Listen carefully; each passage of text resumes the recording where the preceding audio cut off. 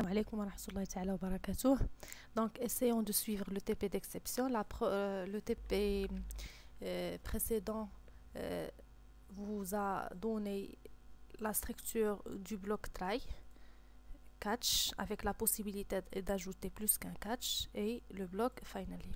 Aujourd'hui, on va essayer de découvrir comment utiliser une exception personnalisée, c'est-à-dire déjà créer une exception qui n'existe pas, faire découvrir pour la machine cette exception et l'utiliser comme les exceptions prédéfinies. Donc déjà, la première chose, on va essayer de tester un cas qui nous donne besoin de ce type d'exception. Donc par exemple, je suppose que au lieu de demander là, je demande deux nombres A et B.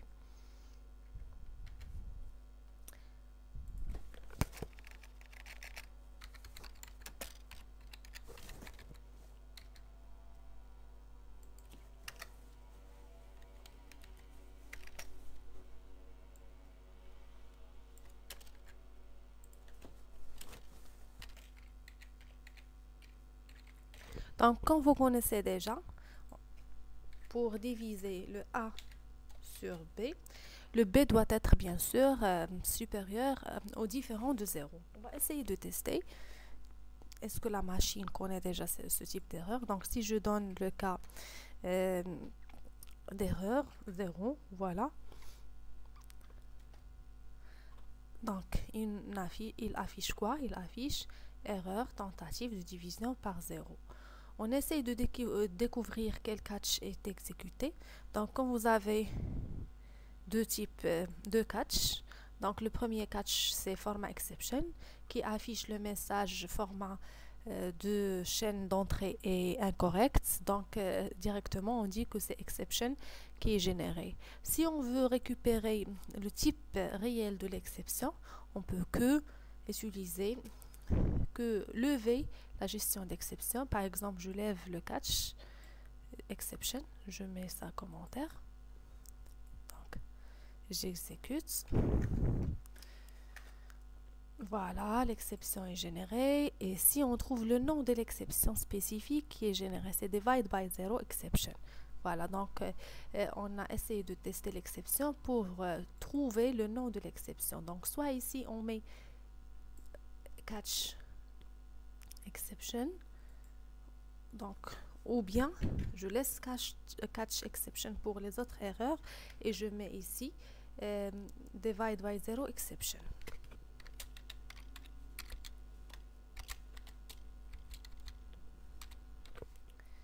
Voilà, c'est bien. Donc, je mets, au lieu d'avoir erreur, je mets ici division pour voir la différence. Ici, je mets erreur saisie, c'est-à-dire erreur de saisie. Et pour tout autre type d'exception, je mets erreur. Voilà. Donc, si je donne 5 sur 0, voilà, division, tentative de division par 0. Donc, c'est le catch de divide by 0, exception est généré. C'est bien. Donc, on va essayer de tester un autre cas. Je suppose que dans notre TP, on veut que A doit être positif pour un réel objectif.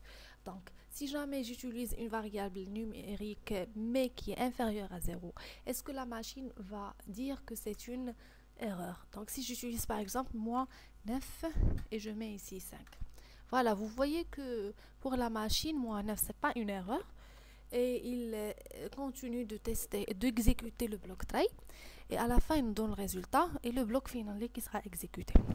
Voilà, donc l'objectif de cette séance, c'est de dire à la machine que tout nombre négatif est un nombre incorrect et donc la machine doit comprendre que la saisie d'un nombre négatif est une saisie erronée et d'afficher un message d'erreur convenable. Donc pour faire ça, c'est-à-dire pour faire apprendre à la machine une nouvelle erreur qu'il ne connaît pas, on doit essayer d'exécuter, de créer notre propre exception et l'utiliser par la suite. Voilà, donc la première chose, c'est d'ajouter une exception. Pour cela, on va essayer de créer une classe simple. Donc, on peut la nommer avec un nom spécifique. Par exemple, ici, on met négatif, invalide négatif exception.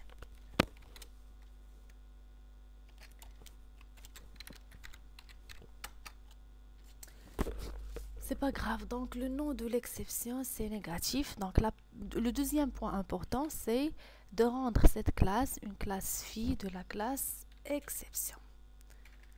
Voilà, ça c'est très important. Par la suite, on va essayer de créer un constructeur qui permet de personnaliser le message d'affichage.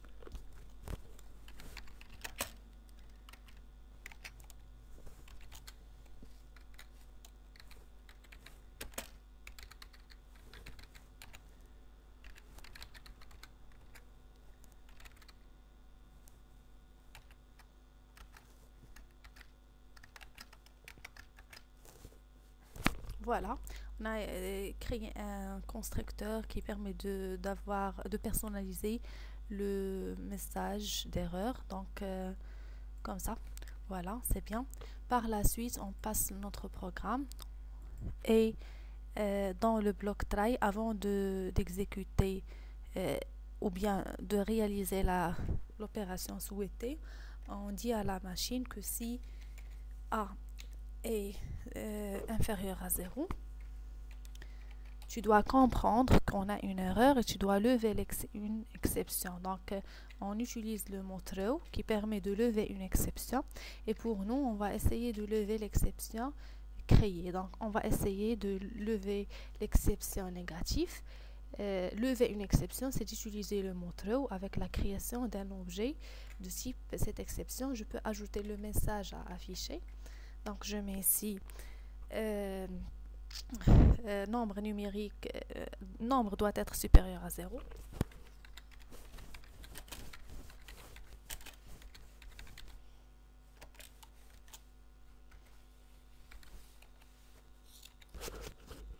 Voilà, ça c'est la première chose. Et bien sûr, on n'oublie jamais d'ajouter un catch spécifique pour l'exception négative. Donc, j'ajoute un catch. Je dois l'ajouter avant le catch d'exception. Je mets ici négatif.